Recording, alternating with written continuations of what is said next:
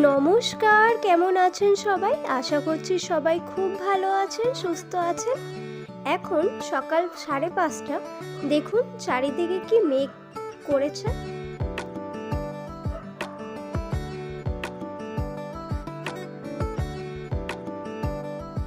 চারিদিকটা একেবারে কালো মেঘে ঢেকে গেছে এবং প্রচন্ড প্রচন্ড পরিমাণে হাওয়া দিচ্ছে। জানি না আপনাদের কতটা দেখাতে পারছি বা আপনারা বুঝতে পারছেন কিনা, কিন্তু এখানে প্রচন্ড প্রচন্ড পরিমাণে হাওয়া দিচ্ছে।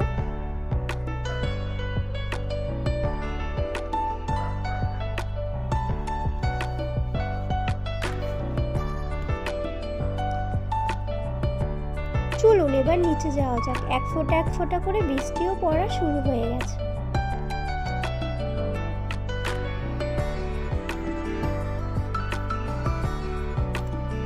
এরপরেই আমি নিচে চলে এসেছি। এবার আমি গ্রিন টি বানিয়ে নেব।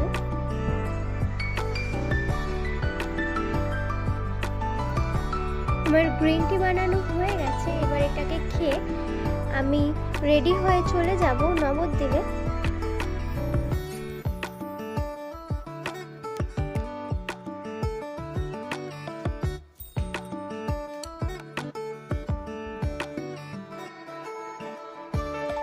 রেডি হয়ে চলে এসেছি বিষ্ণুপ্রিয়াতে।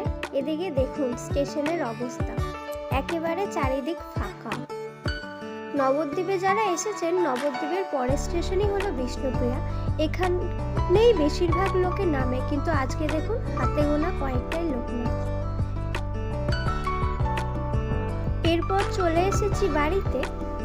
বানিয়ে নেব ডালিয়া। প্রথমে মুগ ডালটাকে একটু ভালো করে ভেজে নেব, দিয়ে এটাকে ধুয়ে ডালিয়াটাকে ধুয়ে নিয়েছি। এবার এই মুগ ডালটাকে, ডালিয়াটাকে, আর আমি এখানে কিছুটা আলু কেটে নিয়েছি। আপনারা চাইলে অন্য ভেজিটেবলসও দিতে পারেন, এবং পরিমাণ মতো জল দিয়ে নিয়েছি। অন্যদিকে আমি কড়াইয়ের মধ্যে তেল দিয়ে জিরে দিয়ে দিয়েছি। শুকনো লঙ্কাও দিতে পারেন আপনারা, আমার কাছে এখানে শুকনো লঙ্কা নেই তাই আমি শুকনো লঙ্কা দিইনি। তেজপাতাও দিতে পারেন। এবার কুকারের মধ্যে আমি যে জিরে ফোড়নটা দিয়েছিলাম সেটা ঢেলে দিয়েছি, এবং স্বাদ মতো লবণ এবং হলুদ দিয়ে নিয়েছি। আর শুকনো লঙ্কা দিইনি বলে কাঁচা লঙ্কা দিয়ে এটাকে ভালো করে নাড়িয়ে নেব। দিয়ে কুকারে ঢাকনা দিয়ে 2খানা সিটি দিয়ে নেব। দিয়ে দেখুন কি সুন্দর হয়ে গেছে আমাদের ডালিয়া।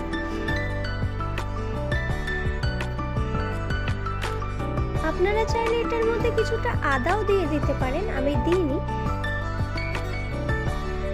আপনারা ডালিয়াটাকে আলু ভাজা বা পাঁপড় ভাজার সাথেও খেতে পারেন। এখন বাজে সন্ধ্যে 6:30। বানাচ্ছি চাউমিন মায়ের আবদারে। এখানে আমাদের চাউমিনটা সেদ্ধ হয়ে গেছে। তারপরে আমি কড়াইয়ের মধ্যে বাদাম এবং কটা ডিম ভেজে নেব।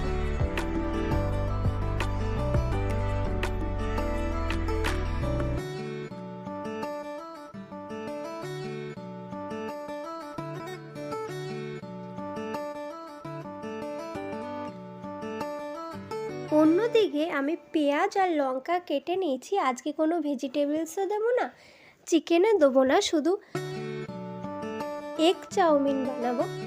এবার এগুলোকে ভালো করে নেড়ে চেড়ে সস দিয়ে তার মধ্যে চাউমিনটা দিয়ে ভালো করে ভেজে চাউমিনটা বানিয়ে নেব।